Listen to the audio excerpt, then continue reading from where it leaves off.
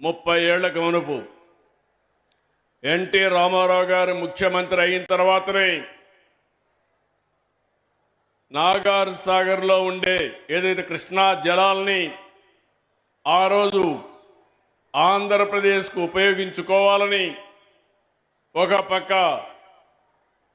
SLBC తీసుకొచ్చి ఇంకో పక్క ఎస్ఆర్బీసీ తీసుకొచ్చి సాగునీటికి దారి చూపించిన ఏకైక నాయకుడు నందమూరి తారక రామారావు గారు.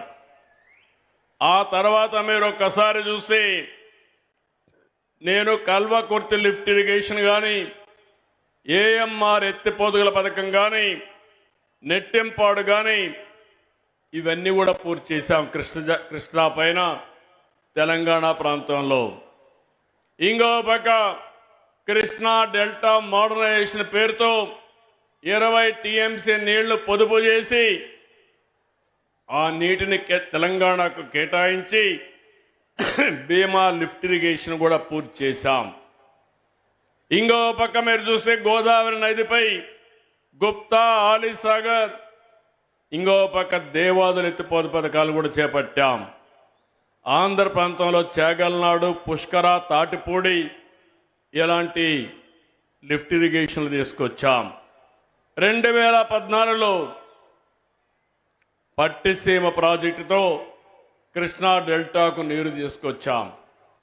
పోయిన సంవత్సరం దగ్గర 6282 టీఎంసీ నీళ్లు గోదావరి కృష్ణాలో సముద్రంలోకి వెళ్ళాయి. గోదావరిలో నీళ్లు పుష్కరంగా ఉన్నాయి. అందుకే మీరు చూసినప్పుడు నేను ఎప్పుడు కూడా గోదావరి నీళ్లు వాడుకుంటే ఎప్పుడు నేను అడ్డు చెప్పలేదు. విభజన తర్వాత కాళేశ్వరం ప్రాజెక్టు కట్టినప్పుడు గోదావరి పైన ఎన్ని ప్రాజెక్టులు కట్టినా పర్వాలేదు, మనకు నీళ్లు వస్తాయనే ఉద్దేశంతో నేను ముందుకెళ్ళాను. గడిచిన 40 సంవత్సరాల్లో 3000 టీఎంసీ నీళ్లు గోదావరి నుంచి సముద్రం లేకపోతున్నాయి. పోలవరం ప్రాజెక్టు పూర్తవుతుంది. కృష్ణా గోదావరి అనుసంధానం జరుగుతుంది. నా జీవితంలో ఒకటే కోరిక, ప్రపంచంలో తక్కువ నీటి వినియోగం చేసే దేశం భారతదేశం. ఎన్నో సంవత్సరాలుగా పోరాడుతున్నా, ఎన్నో సంవత్సరాలుగా ప్రయత్నం చేస్తున్నా, గంగా కావేరి కలవాలి, దేశంలో నీటి సమస్య పూర్తిగా పరిష్కారం కావాలనేది నా అభీష్టమని మరొక్కసారి మీ అందరికీ విజ్ఞప్తి చేస్తున్నాను.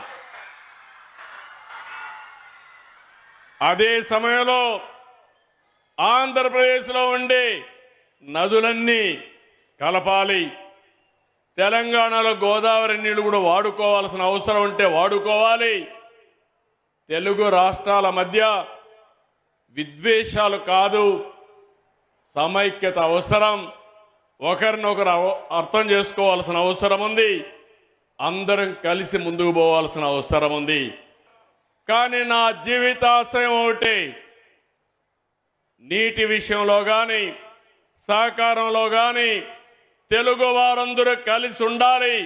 ప్రపంచంలో ఎక్కడున్నా మనల్ని గుర్తించేది ఏకైక భాష, అది తెలుగు భాష.